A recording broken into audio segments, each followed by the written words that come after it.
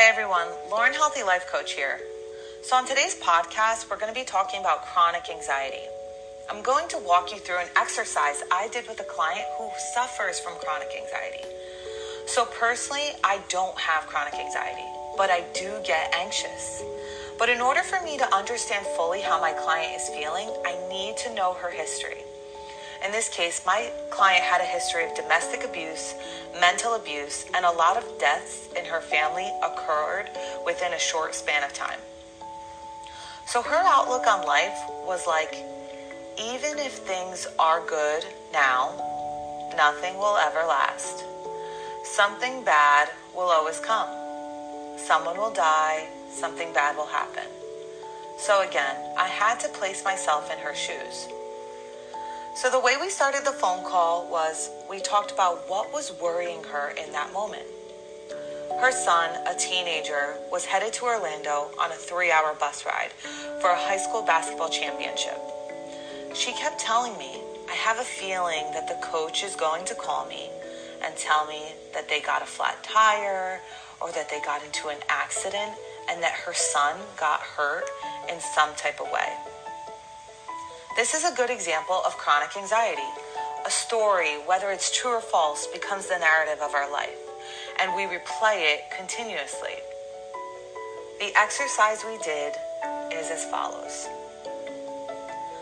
I told her, I need you to close your eyes and imagine you are on a mountain. That mountain is full of dirt, garbage. There are no trees growing, no flowers. The seeds of your past are scattered around this mountain. Are you with me? Yes, she said.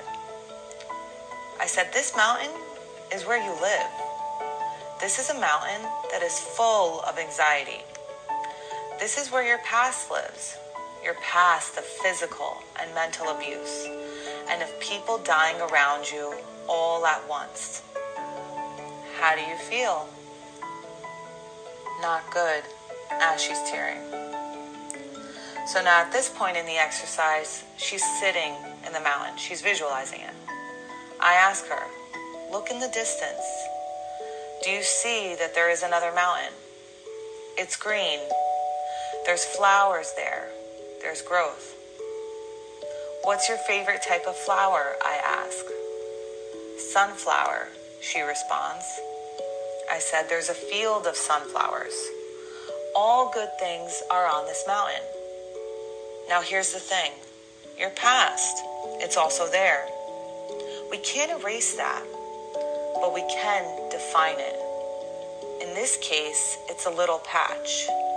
So the domestic abuse, the violence, the deaths are still there, but it's a small patch, and you get to view the rest of the mountain.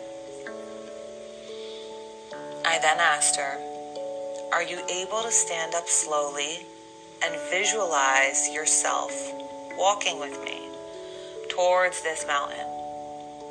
She said, I'm not. Confused, I asked why. Why?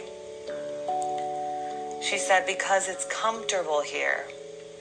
I'm used to this. This is all I know. I said, I know it is, but this place of comfort is destroying you. It takes away your peace and your freedom.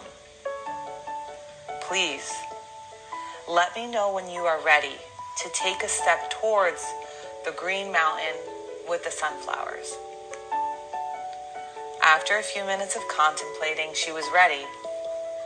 She began her walk towards that mountain, step by step. Before she took a step onto the new mountain, I asked, how do you feel? She said, anxious, but excited. I said, excited is good.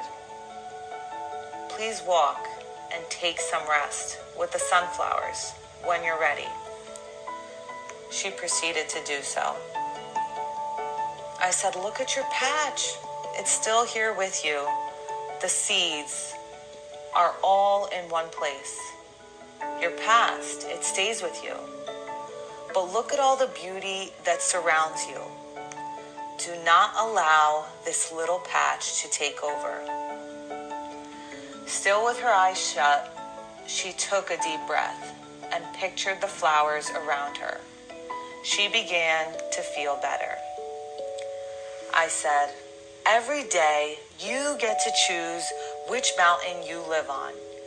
You can choose to sit on the dirty mountain with your past seeds scattered everywhere, with no fruit or no growth.